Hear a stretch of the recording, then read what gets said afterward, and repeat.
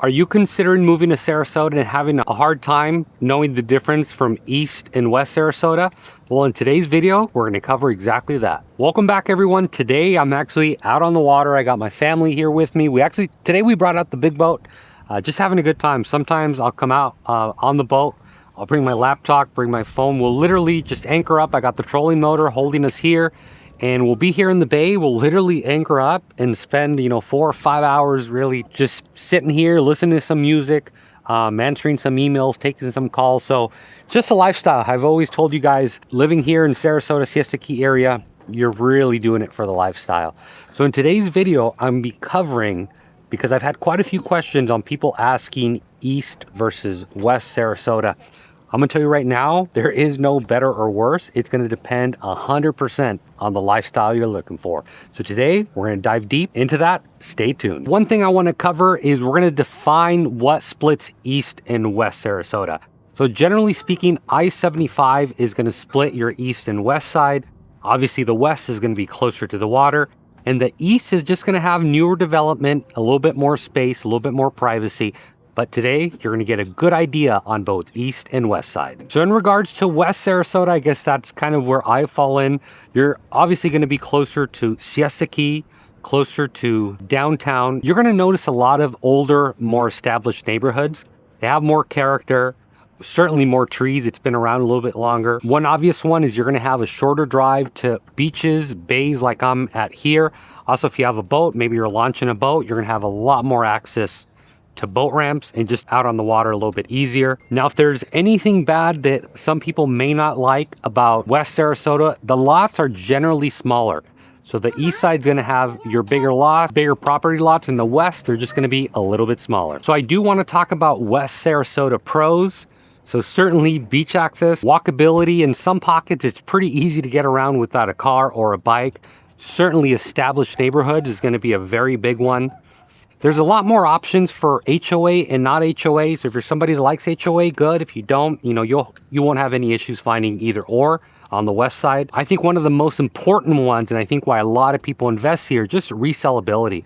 Generally speaking, homes hold very good value. Why? Because you have all the amenities that we've talked to just a little bit ago. Now that may sound great and all, but what can be bad about West Sarasota? Some people may say, well, why doesn't everybody just buy in West Sarasota? Well, there's older homes like we've spoken of. With older homes, you're gonna have older roofs, older water heaters, older pipes, a lot older stuff that you really have to look out for. Now, insurance is gonna vary quite a bit more. Why? Because insurances just know there's a little bit more risk being closer to the water. One thing off the top you're gonna notice is smaller square footage if you're somebody that doesn't have a big budget. So you can get a home, but you're gonna notice they're just gonna be smaller homes, around that $400,000 or $500,000 price point. Now, a real big one is gonna be, you're just gonna pay more for square footage. So if you're somebody that's looking for a little bit more budget friendly, a little bit more value, West, it's gonna be a little bit harder time finding that. Now let's talk about East Sarasota and what that feels like. So East Sarasota, it's more open, more space. There's a lot more newer communities. So if you're somebody that likes newer communities, you're gonna have a little bit of a better shot finding them in East Sarasota. Another thing that's gonna be a big plus, especially if you like HOAs, is you're gonna have a lot easier time finding master plans. Master plans are just more meticulous. The streets look a certain way, the lawns look a certain way. So if you're somebody that likes that kind of stuff, certainly East Sarasota is gonna have that.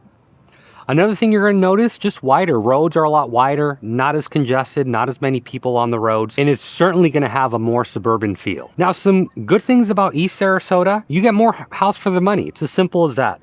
Newer construction homes, often lower insurance because you're a little bit further away from the water. A little bit more modern layouts, open concepts if you're into that.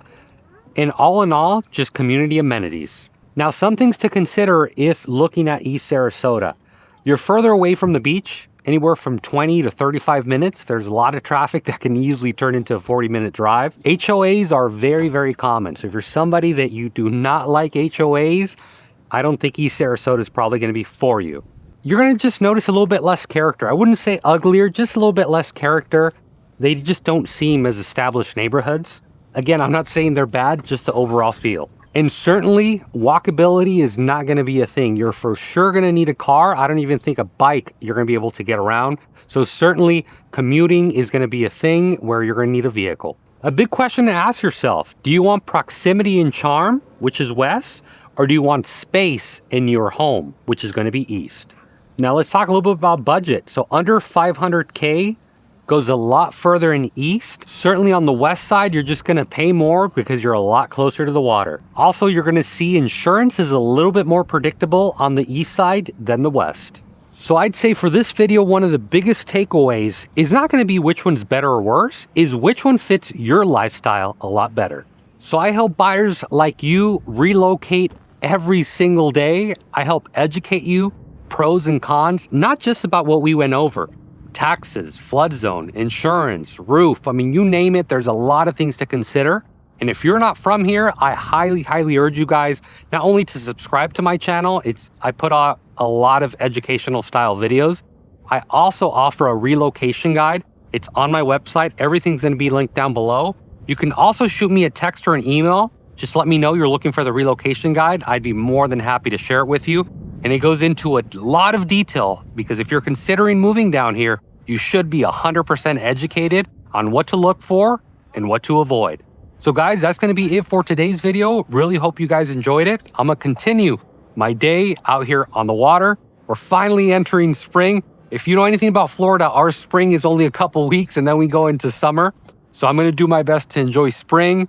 Thank you guys very much for watching. We'll catch you guys on the next one. Take care.